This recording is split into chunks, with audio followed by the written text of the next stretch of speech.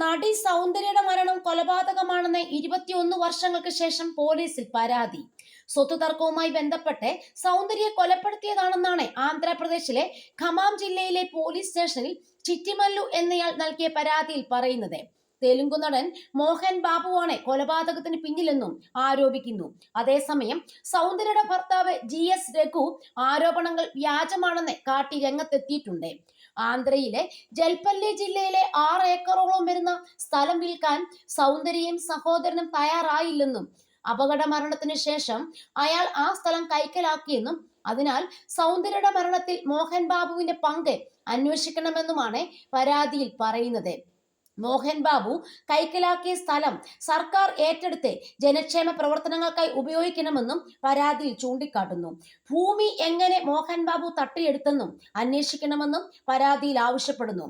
നിലവിൽ മോഹൻ ബാബുവും ഇളയ സഹോദരനും തമ്മിലുള്ള കുടുംബ പ്രശ്നങ്ങളും നിയമ പോരാട്ടങ്ങളും ചിറ്റിമല്ലു പരാതിയിൽ ചൂണ്ടിക്കാണിക്കുന്നുണ്ട്. സംഭവത്തിൽ മോഹൻ ബാബുവിന്റെ പ്രതികരണം ലഭിച്ചിട്ടില്ല. ഭൂമി ഇടപാടുകൾ നടന്നിട്ടില്ല. സൗന്ദര്യയുടെ ഭർത്താവ് GS രഘു ഇത് വ്യാജ വാർത്തയാണെന്ന് പറഞ്ഞ് രംഗത്തെത്തി.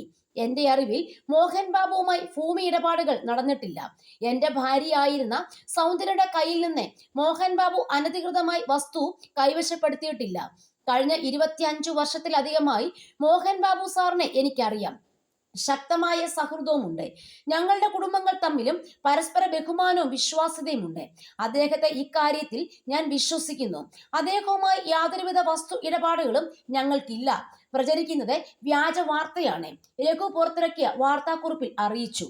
തെന്നിന്ത്യൻ താരറാണിയായിരുന്ന സൗന്ദര്യ 2004 ഏപ്രിൽ 17-നാണ് BJPയുടെ തിരഞ്ഞെടുപ്പ് പ്രചാരണത്തിന് ഉപയോഗിച്ച ചെറുവിമാനം തകർന്നു മരിച്ചത്. സൗന്ദര്യയുടെ സഹോദരൻ അമർനാഥ്, പൈലറ്റ് മാവേലിക്കര സ്വദേശി ജോയി ഫിലിപ്പ്, BJPയുടെ പ്രാദേശിക നേതാവ് രമേശ് കാദം എന്നിവരും ജക്കൂർ എയർഫീൽഡിനടുത്തുണ്ടായ അപകടത്തിൽ മരിച്ചിരുന്നു. 32-ാം വയസ്സിലാണ് സൗന്ദര്യ മരണം കവർന്നത്.